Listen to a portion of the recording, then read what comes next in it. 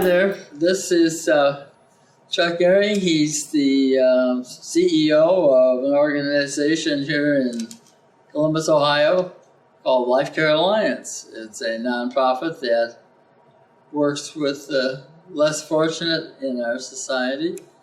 And I've been attracted to Chuck not only because of his business acumen, but because of the way he helps others. And so I'd like him to share with us why he does what he does, what his ethic is that drives him, and where it came from, and how technology is impacting his world of dealing with the less fortunate. So, Chuck, would you mind telling us in a few words of what Life Care does? Well, Life Care Alliance serves seniors and medically challenged individuals who are generally under senior age through nutrition and health care. Okay. That's the summary.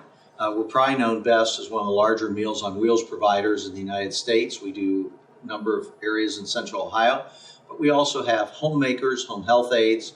We've been the Visiting Nurse Association of Central Ohio for 116 years. Wow. Then we have some new partners that have merged with us. So the Columbus Cancer Clinic, which is the oldest free cancer clinic in the United States, Project Open Hand, which is an AIDS program, and a number of other things that we do to help out our clients in need. Well, that's really nice. Now, one of the questions I have is, you're living out an ethic, I guess you could say. It's what you believe is right to do. And could you share with us a little bit about how you arrived at that, so that you enjoy doing what you're doing instead of perhaps working for a profit corporation and doing quite well financially? Well, I worked for a for-profit company for the first 20 plus years of my career. Mm-hmm. I'm an undergraduate accounting major and I have an MBA, so a little different background. And I worked for for-profits for, like I said, over 20 years. During that time, though, those for-profit companies wanted me to go out and represent them on boards in the communities of not-for-profits, and they asked me to do some other things not-for-profit wise in the community. I ran United Way campaigns, things like that.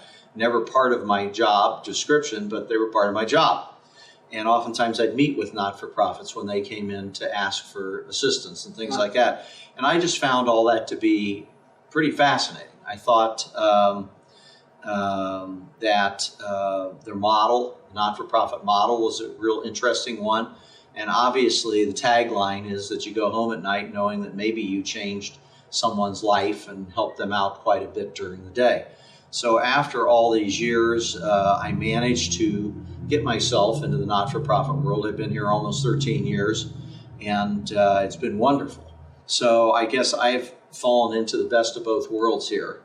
And whether I could make more money somewhere else, I don't know. But, you know, as the leader of this organization, I get to run something, which is good for me. I like that. But again, we know that when we go home at night, somebody was fed today. Somebody saw a healthcare professional today. Somebody maybe was kept out of a homeless shelter, which is a lot of the things we do. We prevented that need today.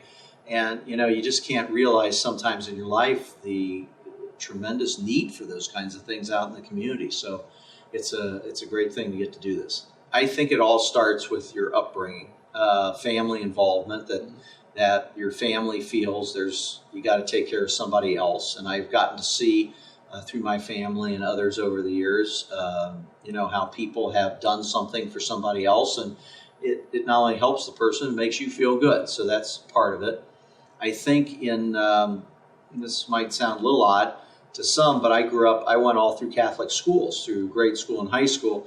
And my high school always had, it was a high-end academic high school here in Columbus, St. Charles. And their focus was, hey, we're going to have the heavy academics. We're going to get you to college and through college, things like that. But the ultimate thing was to teach us, they always said, that we have to do something for our fellow man. Right. And I think that really stuck with me. Are there any technologies that in play today, or you can see perhaps coming over the horizon, that has a negative impact on what you're trying to do? Mm-hmm. Well, I think most technology is good.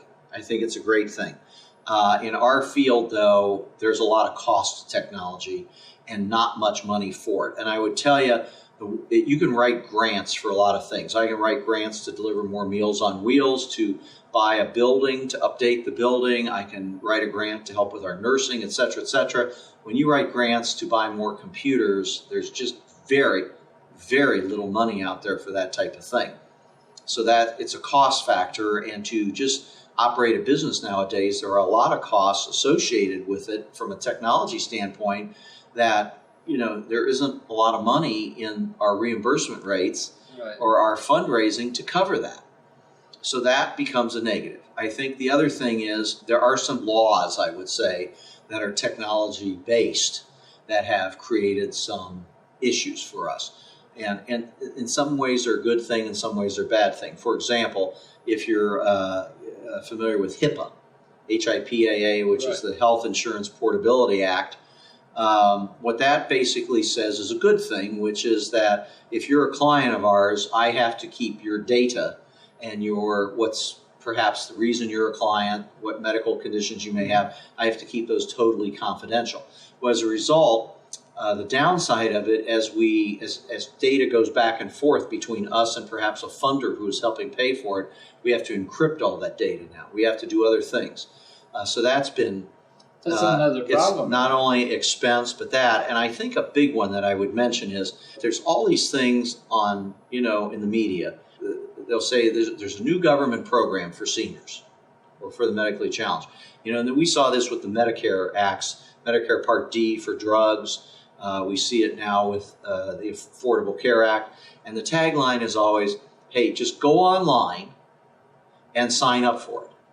Well, the fact of the matter is we have 15,000 active clients right now in our database. They're all low-income seniors and medically challenged. Less than 1% of our 15,000 clients have a computer in their home. Or know how to use it. Or know how to use it. The library. So to go online and sign up for something, not only do they not know how to do it, but it's incredibly scary for them, because then they're putting in Social Security numbers and things like that online.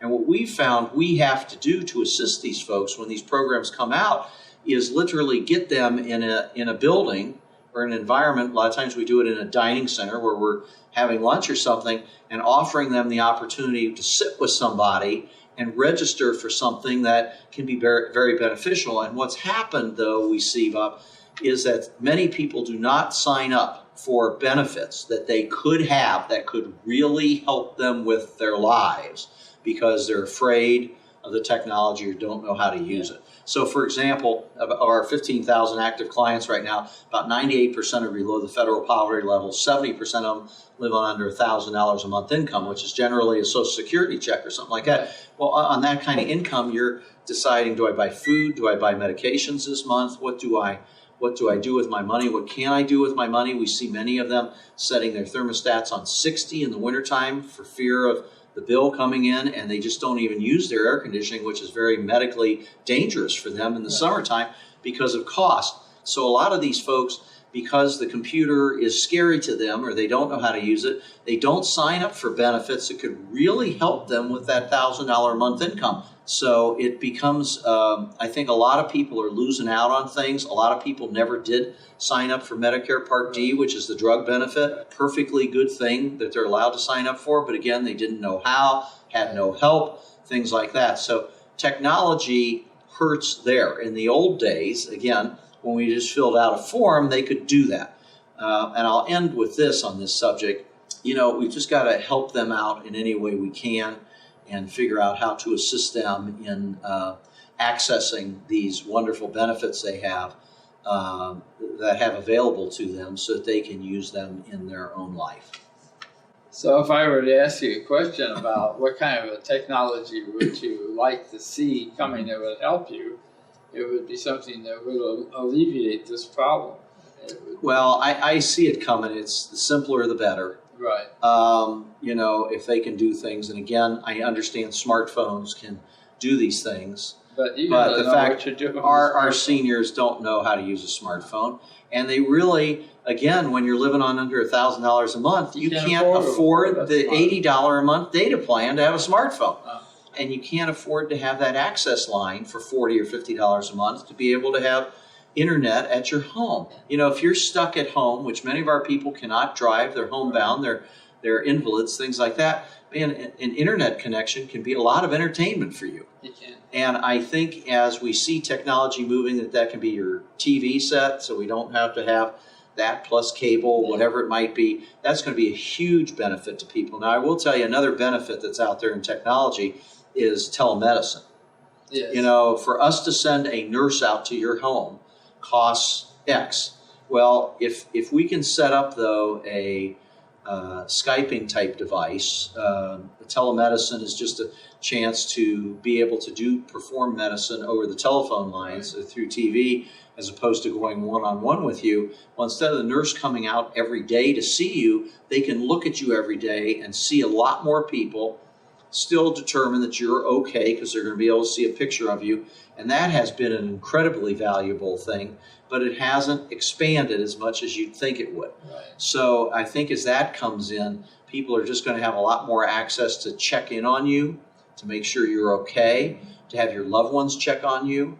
And it's that, as that expands, is going to be a wonderful thing for many people to utilize. Right, and you can see this moving, like you said, when you look at the telepresence robots. I mean, you know, they even had one where you can take your iPad, put on, and it's on wheels, and it'll roll around, and people are using that in business and factories and things. Telephone, that cell phone, is a critical technological need. Think of the young mother, single parent, who maybe has a couple of kids in school, but she's out working a couple of jobs to make ends meet, which is often happening in our service industry nowadays. How does she check in on her kids? Well, they do it through the cell phone. You know, at the cell phone, they can quickly text or something. Are you home?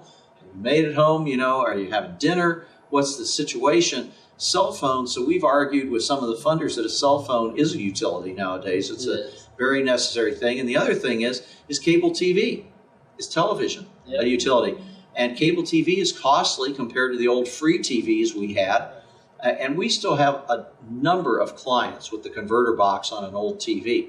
They just don't have the money for it. But TV is their lifeline. It's if you're sitting at home all day long and you can't really go anyplace, especially in the wintertime, TV gives you your news. It's your education. It updates you, and it's amazing what my clients say to us sometimes that, yeah, I saw this on TV, this is how it affects my health. And that can be a tremendous communication device for a number of people and for kids too.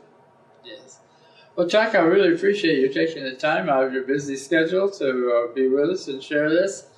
And I'm hoping that those of you who are listening and watching will have gained some insight into how it is a person that has ingrained deeply within them a particular ethic about how they should live their life carries that forward.